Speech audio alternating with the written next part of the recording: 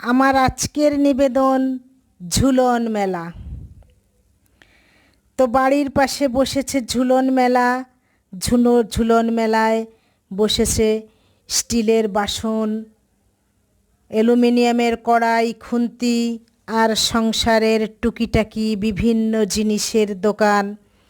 গৃহিণীদের ভিড়, তারা দেখছে, খুঁটিয়ে পরখ করছে, নেড়েচেড়ে সব কিছু।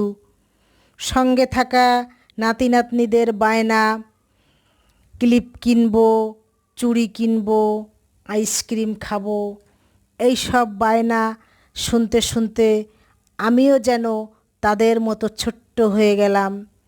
দেখলাম, ঘুরলাম, চারিদিক পরখ করলাম।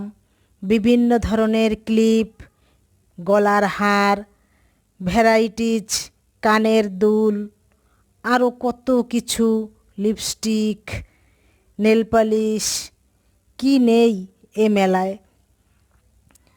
এখন সত্যি সত্যি এই চুড়ির দোকানগুলো দেখে ছোটোবেলার সেই দিনগুলোর কথা মনে পড়ে গেল।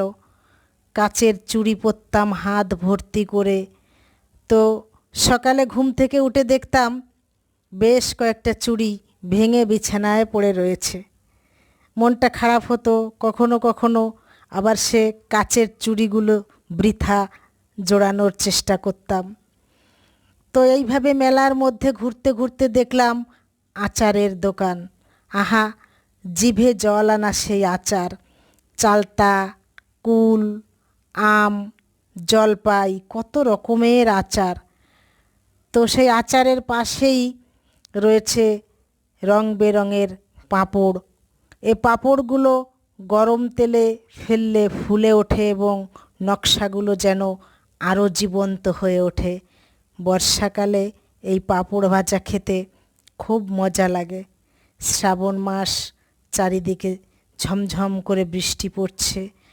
টেডি বিয়ারগুলো দেখে বাচ্চাদের উন্মাদনা আরও বেড়ে গেল। যেন সত্যি সত্যি টেডি বিয়ারগুলো তার ছোট্ট কালো চোখ দিয়ে আমাদের দিকে তাকিয়ে রয়েছে। পুতুলগুলো থরে থরে সাজানো রয়েছে। পুতুলগুলো দেখে ছোটোবেলার সেই দিনগুলোর কথা মনে পড়ে গেল।